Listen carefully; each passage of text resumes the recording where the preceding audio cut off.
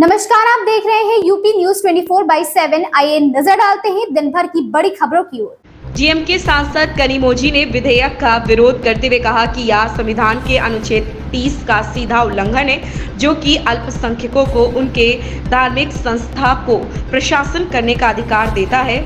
यह विधेयक एक धर्म विशेष को निशाना बनाता है। वक्फ संशोधन विधेयक 2024 लोकसभा में पेश हो गया।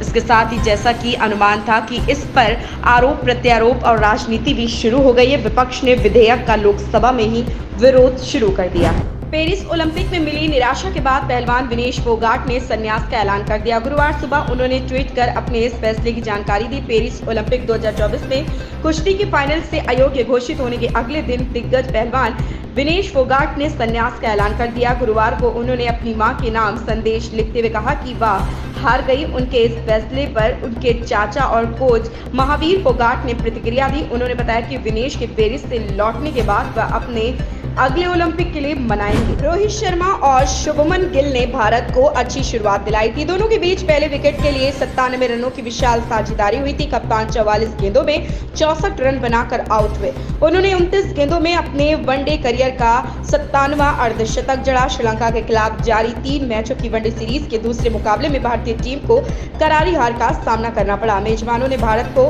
32 रनों से हराया। इस मैच में भारतीय कप्तान रोहित शर्मा ने दमदार प्रदर्शन किया और पूर्व दिग्गज खिलाड़ी राहुल द्रविड़ को पीछे छोड़ दिया। सपा अध्यक्ष अखिलेश यादव ने केंद्र सरकार के वक्फ बोर्ड संशोधन विधेयक पर कहा कि भाजपा रियल एस्टेट कंपनी की तरह काम कर रही।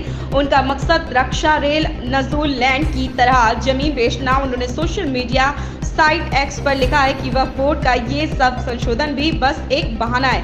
रक्षा रेल नजूल लैंड की तरह जमीन बेचना निशाना है। वक्फ बोर्ड की जमीनें डिफेंस लैंड, रेल लैंड, नजूल लैंड के बाद भाजपाइयों के लाभार्थ योजना की श्रृंखला की एक और कड़ी मात्र है। भाजपा क्यों नहीं खुलकर लिख देगी। सरकार ने एक बयान जारी किया है। इस बयान में उन्होंने कहा कि सरकार के संज्ञान में यह मामला आया है। सोशल मीडिया पर वायरल एक ऑडियो क्लिप में मुख्यमंत्री की आवाज होने का झूठा दावा किया जा रहा। मणिपुर में पिछले साल से जातीय हिंसा जारी है। इस बीच मुख्यमंत्री एन बीरेन्द्र सिंह का एक ऑडियो क्लिप सोशल मीडिया पर वायरल हो गया। इस ऑडियो में बीरेन्द्र सिंह का आवाज होने का दावा किया गया। हालांकि मणिपुर सरकार ने इस ऑडियो क्लिप को फर्जी बताया। राज्य सरकार ने इस पर प्रतिक्रिया देते हुए कहा कि राज्य में शांति पहल को पटरी से उतारने के लिए इस फर्जी ऑडियो क्लिप को सोशल मीडिया पर चलाया गया।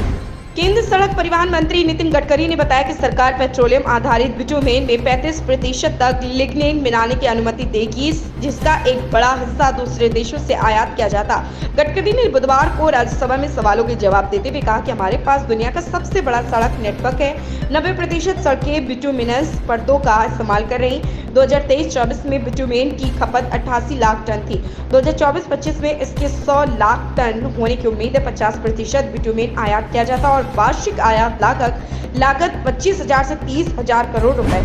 मुख्य न्यायाधीश ने कहा कि पेंशन के कई मामले काफी गंभीर हैं। कैंसर से जूझ रहे एक जिला जज का उदाहरण देते हुए मुख्य न्यायाधीश ने कहा कि कई जिला न्यायाधीशों ने याचिका दायर कर पेंशन संबंधी शिकायतों को उठाया। सुप्रीम कोर्ट ने गुरुवार को जिला न्यायाधीशों की पेंशन संबंधी शिकायतों की याचिका पर सुनवाई की। इस दौरान मुख्य न्यायाधीश डीवाई चंद्रचूड़ की अध्यक्षता वाली पीठ ने केंद्र से इस मामले को जल्द सुलझाने को कहा। सुनवाई के दौरान मुख्य न्यायाधीश डीवाई चंद्रचूड़ ने कहा कि हम जिला पेरिस ओलंपिक से 100 ग्राम वजन ज्यादा होने से अयोग्य ठहराए जाने के बाद विनेश फोगाट ने कुश्ती से संन्यास लेने की घोषणा कर दी है।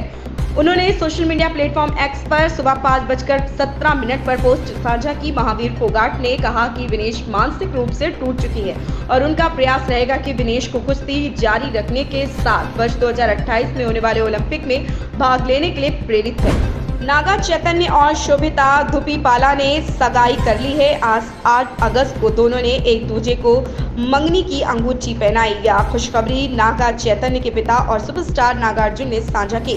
उन्होंने सगाई की आधिकारिक सूचना देते हुए कपल को शुभकामनाएं दी। साथ ही सगाई की तस्वीरें भी फैंस के साथ साझा की।